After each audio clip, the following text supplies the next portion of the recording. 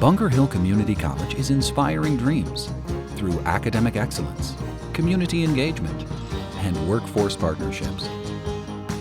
Learn more at bhcc.edu. For 60 years, the Bay State Banner has been a voice, a mirror, and a megaphone for Boston's Black community.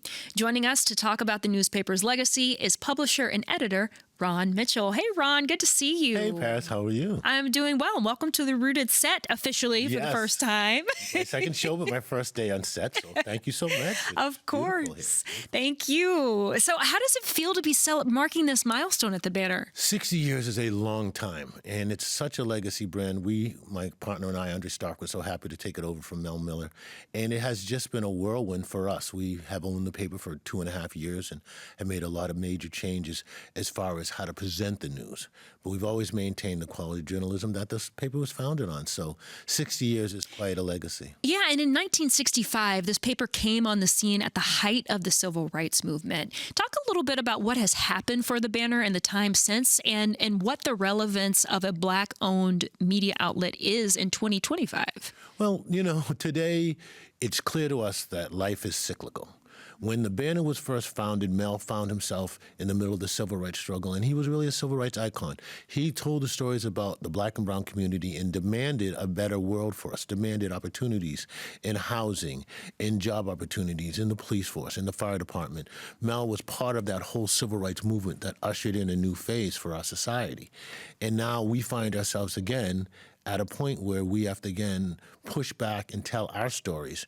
We're in an environment now where the folks are trying to erase African-American history from books. The folks. The administration and various other forces in our society are saying that Black lives do not matter. Black history isn't really history. It isn't American history. And Black newspapers and Black publishers have dealt with this since the beginning of Black newspapers. I try to explain to folks that for the Black community, Black newspapers going back over 250 years was where Black people and the Black community went to see positive images of ourselves, because in the earlier print, it was always derogatory. So the Black papers, going back to the freedom papers, told the truth about our people and about our freedom and about our struggle and about our joy. So today, as we are under attack again, as the Black community is really facing, some dire straits as far as making sure that our message is heard and making sure that we continue to move forward at the pace that we had been for the past 20 or 30 years. It's really important that we continue to tell that story and be the voice of our people. Now, Ron, you're doing this at a time when legacy media outlets are facing a lot of challenges. Dropping like flies. Oh, yeah, including here at GBH, right? What do those challenges look like for the Banner, and how do you combat them? Well, when we came in, the Banner had a very nice website, but it really didn't do any digital advertising, and it didn't do anything for social media. It didn't really have a marketing strategy for the younger audience.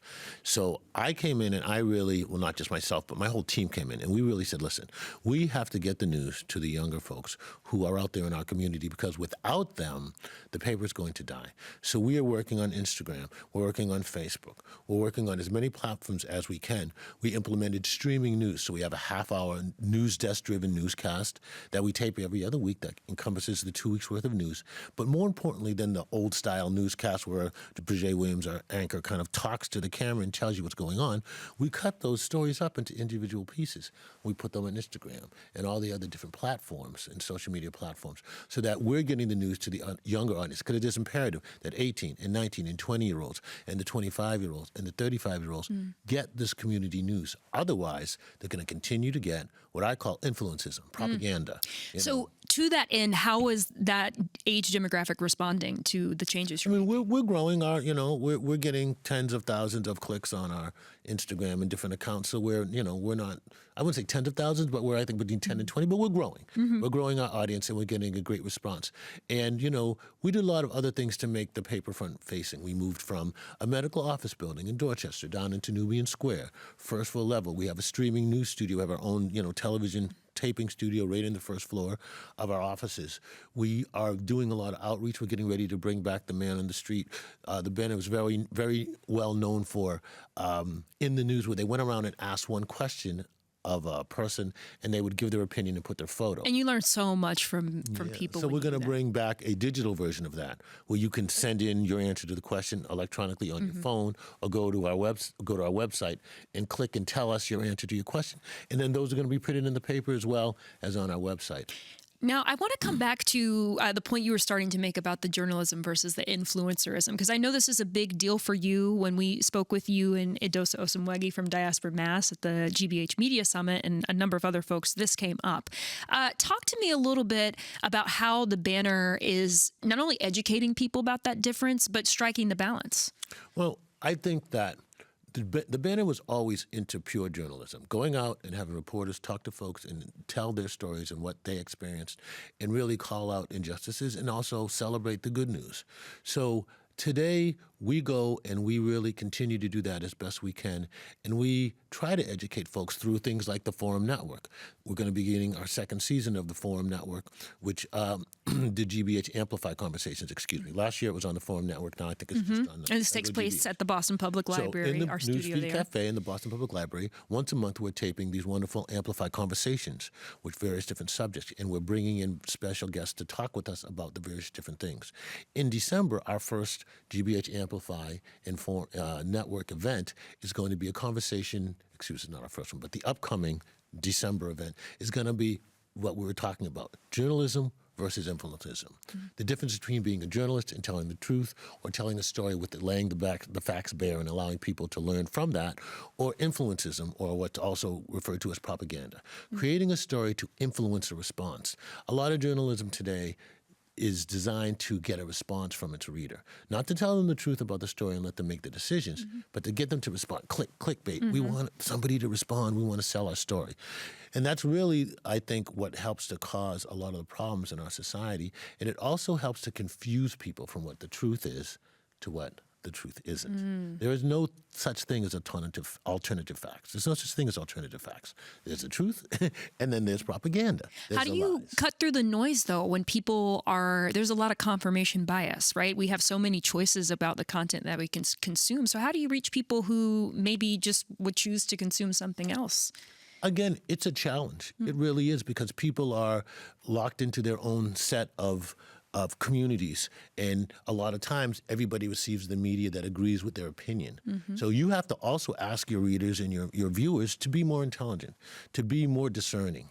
You know, when somebody calls you and says, "Hey, listen, I've got this great deal for you. You just need to give me your credit card number so I can invest you in," you look at them and you go, "Who are you?" Right, what is wrong with you? Well, you have to listen to the stories with the same bit of skepticism. You have to look for the facts. Who is writing my news? What's the sources? Do they always do journalism? Is it a real source, or is it just something that's paid for to get me to vote a certain way? I always say it's really a shame, because a lot of this country votes against their own best interests. They vote against the social programs that would support them medically and a lot of things like that. But when you look, that's not New England. That's not our community, generally speaking. That's in areas where the message is canceled, where the truth is limited, where the ability to have community newspapers who tell you the truth, or a GBH or a PBS television program that brings you the facts and allows you to make your own decisions. A lot of those communities lack that opportunity to get real news. And how does informing those communities and equipping them with this media literacy in turn help support organizations like the Banner? Well, we at the Banner have received a good bit of support as we took over the paper. And one of the things that we've created most recently is the Banner Institute for Community News. It is our adjacent nonprofit, and our adjacent nonprofit not only will be raising money to support the Banner, but it will be raising money to support other news media throughout the country who are community news outlets who want to continue to tell the stories of journalism. So that's something that folks can also donate to the Banner Institute for Community News. I encourage everybody to come to BayStateBanner.com and come to our website. Our paper is free. We print over almost 30,000 papers a week. They're all free. No paywall at our website. We want you to get the truth in information as quickly as possible and as frequently as possible. Absolutely. So we don't have paywalls for those types of things. Excellent. Well, happy 60th anniversary to you and everyone at the Bay State Banner. Ron, thank you so much for all your time and your insights, and for continuing this really wonderful legacy. Thank you so much for having me. We're proud to partner with Bunker Hill Community College, powering Boston's future workforce through access, equity, and innovation in higher education. Thank you for supporting Rooted in the future of public media. Click the link in the description or visit bhcc.edu to learn more.